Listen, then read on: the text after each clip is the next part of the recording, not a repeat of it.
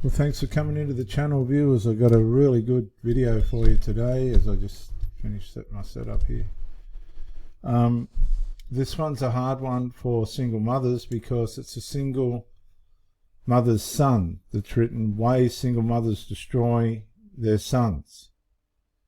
And the most toxic environment for a boy growing up is a single mother household. I can tell readers from personal experience that boys don't get all their needs met in a single parent household. Pretty heavy, guys. If you haven't subscribed to the channel, subscribe please. I appreciate you coming by. Many of the lessons they learn in that hostile territory growing up make them into lost, confused men with no defined sense of identity. And viewers, I can relate to that because I lost my identity through the spite of my mother for my father. Even though he did wrong, I had no identity. I can even remember them coming to the school in second class and they changed my name. They changed my name. I'll never forget it. I didn't know who I was. How does a single mother destroy her son? Let me count the ways. Number 1, speaking negatively about their father. The most damaging thing a mother can do is speak badly about a child's father in front of them. These negative statements about the child's father are the equivalent of hitting the child with a fist in the jaw. One half of that child is the father. And when he hears his mother saying negative things about him, usually the boy grows up doubting himself. They think that there's something wrong with themselves, that they need to change a part of themselves to get approval off the angry mother. It's these identity issues that usually cause him to resolve to not liking his father. It's these identity issues that cause a boy to hate himself. And I can remember that our perception of my father was one of, he must be an evil man. Mum don't want him near us. She doesn't want us to know him. He wasn't allowed to come around. It was later in life when I decided to find him that I found out the do's and don'ts of who he really was in the end. And that's another story in itself. Number 2, saying negative things about men. Now, I've seen this in some of the single mothers that I've been acquainted with. Thanks to their failed relationship with the child's father, many single mothers have subconscious hatred of men.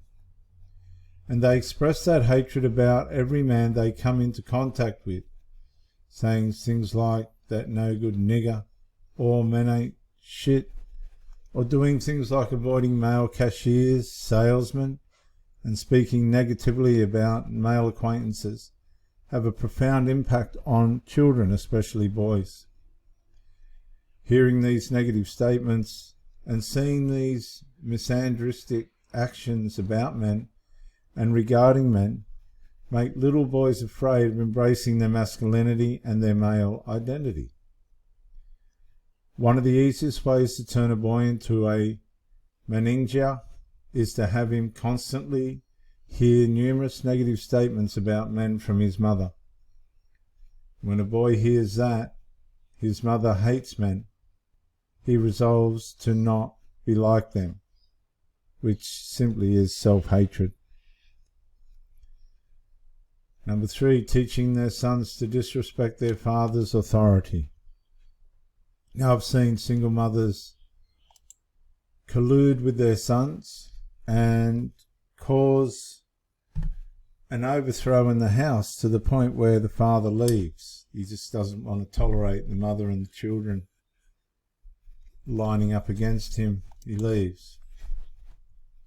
One of the most dangerous things single mothers indirectly teach their children is to disrespect male authority.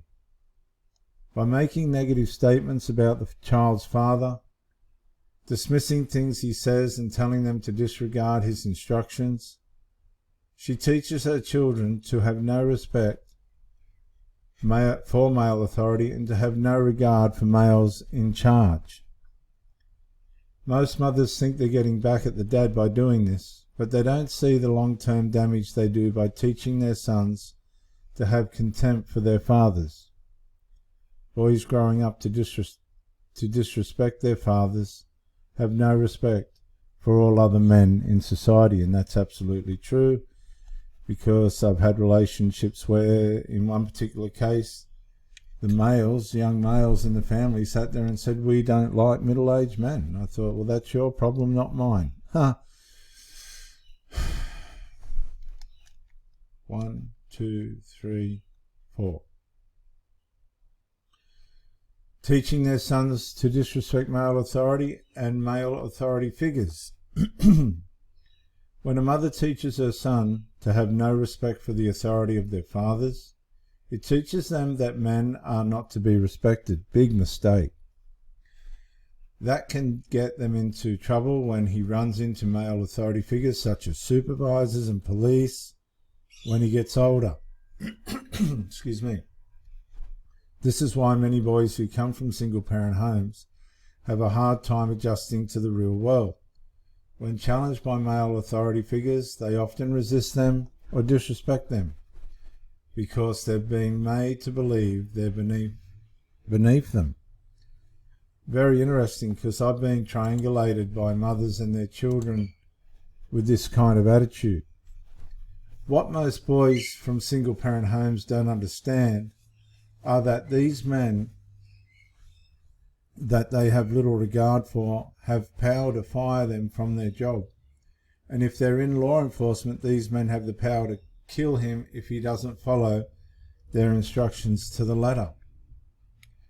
The next one, projecting anger at the father onto the son. It's not common for a single mother to go into an angry rant when their son does something wrong or makes a mistake when they disagree with her. And on the other hand, they can go into a passive-aggressive state and not talk to the sons at all. Oftentimes, she's venting the rage she feels about the child's father at the son. Statements like, "You're going to grow up to be just like your no good daddy," hits the boys like fists. Oftentimes these emotional abusive blows knock boys down for the count, emotionally, before they even get up to become men. The hostile and negative statements from a single mother can force boys to withdraw socially and erect emotional walls. These walls prevent these boys from connecting with others and forming healthy relationships when they get older, and I was always a bit of a loner. Very interesting. Next, not allowing their father to see them. This happened to me. While things between a single mother and the child's father may have soured, the mother should never deny the father a right to see his child if he wants to see them. Contrary to the belief of most feminists and liberals, a woman cannot be a mother and a father to a boy, nor can she raise a boy to become a man. Boys need that relationship with their father to gain a sense of themselves and to understand their masculinity and male identity. Without a relationship, they often grow up lost and confused about their identity as a man.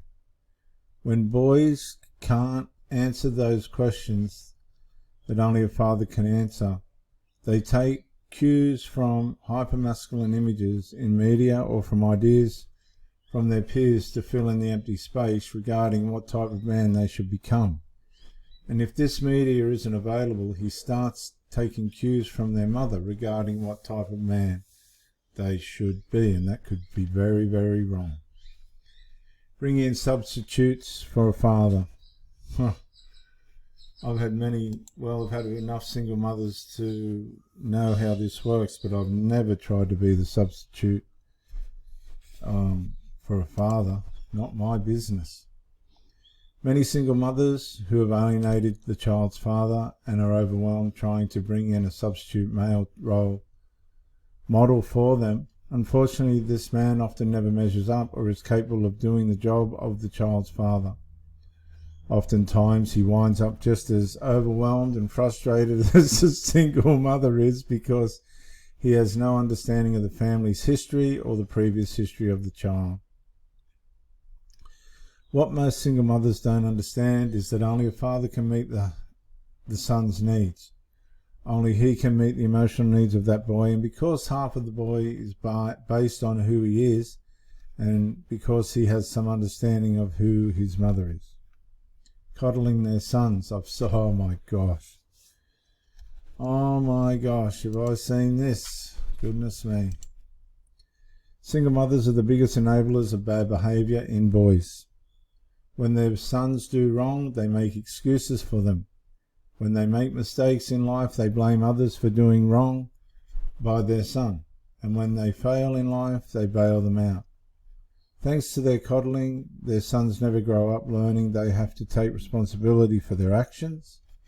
Oftentimes, the sons of single mothers often grow up spoiled with a sense of entitlement and a belief that the world owes them something. That makes them impossible adults to deal with. Inconsistent discipline. I've seen this.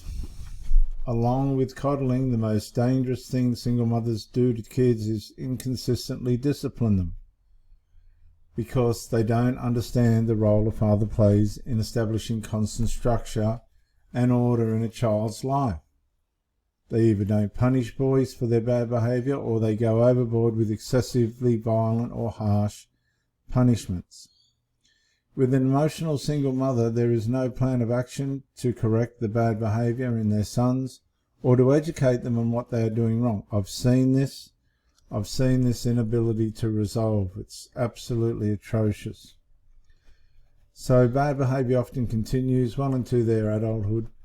And because boys never learn that for every action there will be some reaction, every time they never grow up to learn how to take responsibility for their actions. Teaching boys to be emotional. Boys who grow up, this is a big one. Boys who grow up in single parent homes don't learn how to control their emotions. This is a funny one, because I've got a pretty good level of control over my emotions, but some of these single mothers can completely drive you around the bend by the enmeshment they have with their sons. It's mind-boggling. This leads them to not being able to cope with conflict in life. A boy has to grow up to learn discipline and self-control in order to navigate life in the real world. When he's raised to think logically by his father, he learns the self-control that allows him to walk away from trouble.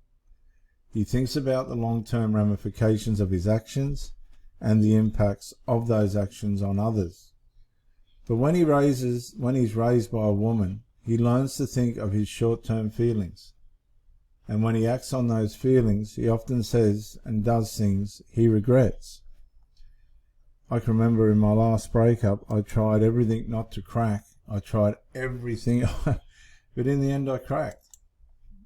And all that underlying frustration and tension and aggravation's gone now.